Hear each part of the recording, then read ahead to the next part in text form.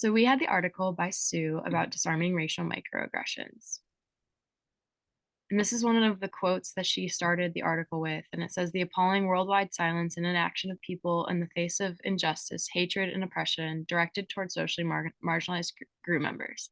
This is overly common in society today. And throughout the article, they talked about reasons for failure to act. And one of this is fear of repercussions or retaliation. There's also a diffusion of responsibility in society today, an invisibility of modern forms of bias, trivializing an incident of innocuous, and the paralysis of just not knowing what to do. And with that paralysis comes like this disconnect between the actual conversation and the application of these ideas and like practical like intervention methods. You have all of these like theories and ideas pertaining to how this might be done, but it's rare to actually see like this being addressed in real world settings or scenarios. So now we're going to define micro and macroaggressions. Now, micro and macroaggressions are sort of like think about macro and micro in general. You essentially have small picture and big picture. With small picture, it's more interpersonal, more set in stone instances, one on one, or even I guess group based situations. With macroaggressions, think more systems, more big picture, more like a constant weight on the shoulders of an individual or mind. So, like with microaggressions, it's like everyday things, like everyday interactions. No matter the setting, academia, the local cafe, it doesn't matter. Interpersonal relationships, even like romantic or otherwise. Then with macroaggressions, it's more like how the system itself is structured around an individual. So, like the academic system in place, acceptance rates, things like that, big picture things, and how that can weigh on the shoulders of an individual over time. Also, an example of macroaggressions in society today that is kind of more of a higher level is the 13th Amendment allows it's there's no like obviously it got rid of slavery, but it says with the exception of a punishment for crime, which this also has led to very big like mass incarceration movements, specifically around people of color.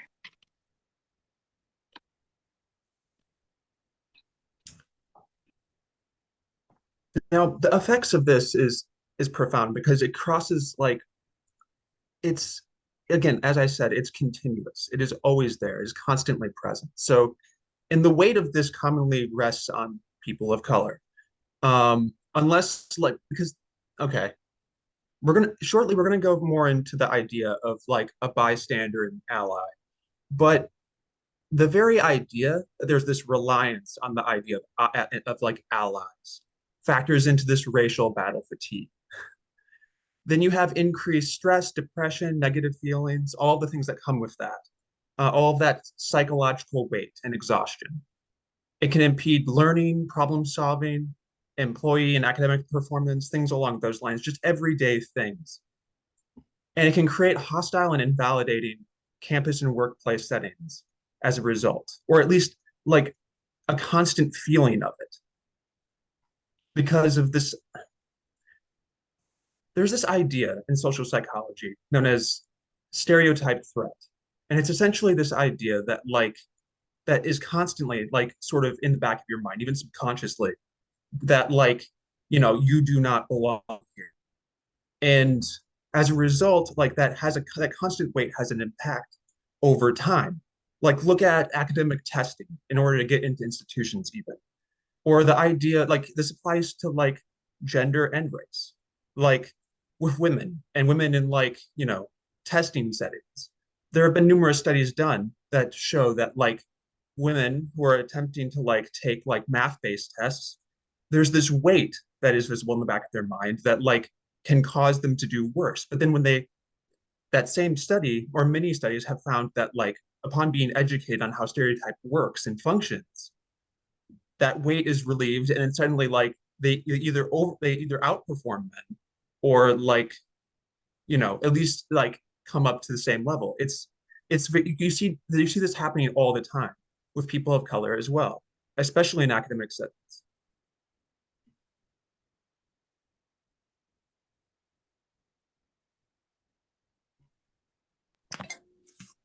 Now we're going to break these categories up. There's three different categories. There are targets, white, allies, and bystanders. I'm going to break those down a little bit. For the targets can be defined as people of color who are objects of racial prejudice, discrimination, and this is often expressed through micro and macro aggressions. People under this category often feel isolated, painful, and threatened by society and micro and macro aggressions. Then there are allies. Allies are individuals who belong to certain dominant groups through their support of, and they support non-dominant groups, i.e. people of color, women, LGBTQ groups, and they actively work together toward the eradication of prejudicial practices in which they witness in their personal and professional lives. As for bystanders, bystanders can be anyone who become aware of the injustices that happen in our life. Whether you decide to help or not, you can still be a bystander. And a lot of these categories intertwine with each other. So we go to the next slide. Now I'm good. These are some of the examples on how to disarm, the strategies on how to disarm micro and macro aggressions. I'm just going to read a couple of them. Make the invisible visible. This is when we bring the micro or macro aggressions to the forefront of people's awareness. Instead of just sitting back and not saying anything, we bring it to light. And this is when we allow,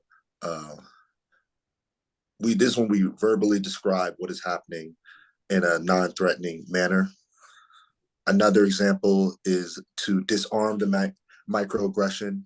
This is when we hear something we don't like or we find that might be distasteful. We instantly stop or deflect the microaggression. What this does is provides targets, allies, and bystanders a sense of control and self-efficacy to react to perpetrators here and now. And one more example is to, when we hear a microaggression, is to educate the offender. So this might be an example where someone has said something that is distasteful to a person of color, and that's when we use education with the perpetrator, usually in a one-on-one situation, and we tell them what we feel is wrong so that they don't do it again. And so those are some of the examples we use to disarm microaggressions. I think another important one to take note of is to seek external interventions. And this is just standing up against microaggressions frequently can put someone at risk for emotional exhaustion and physical harm, whether that is a white ally or the target themselves. So seeking support can be very beneficial, and seeking support can look like seeking psychological services or even reaching out to like the police to intervene, which sometimes has its own issues, but just even reaching out and gaining extra support is helpful.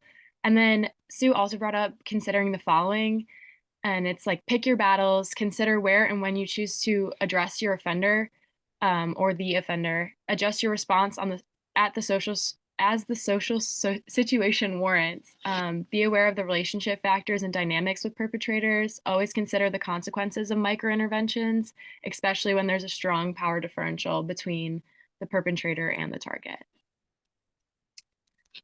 So finally, we just wanted to talk about a couple of article critiques. And one that I kind of found was the use of the language kind of be brave, and when you're facing whether you yourself or a target is facing um, a microaggression, and like when you're standing up against it, which in theory I think this sounds really good, but it also implies that targets are not being brave when they're facing adversity, or if they're having a situation where their response is to freeze. And so I think this locates the problem within the individual more than within society, and I think that language could have been shifted a little bit, just to lay the problem within society and not within the individual.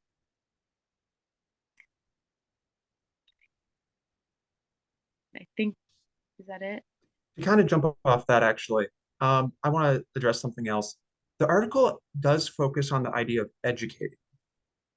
Now, this can be really tricky because, for one, people have to be willing to listen or be made to want to listen. Um, and that is extremely challenging because it's very easy for people to grow defensive. And I feel like if it's not approached well or smartly enough, it's really easy to get people on the defensive. And if they get on the defensive, they're not listening and you're not going to make any traction. In fact, the situation could be made a bit worse. And with macroaggressions, I feel like educating is even more challenging because you're asking people to listen to the idea that the things that they've benefited from all of their lives were not were not only like are not only problematic, but also like it gets at this idea that they personally did not get themselves into the position that they did on their own, which people really love to believe that they got themselves where they are with their own merits, with their own hard grit and work. That's how at least how they like to present themselves. And when you challenge that, it's extremely uncomfortable and it can make someone very defensive, especially if they have a high sense of self-worth or self-esteem, or they just have a really strong view of themselves. Yeah, I also wanted to add that the article could have talked more about implicit bias, and our own positionalities and how that affects how we intervene, um, with these situations. So I just wanted to add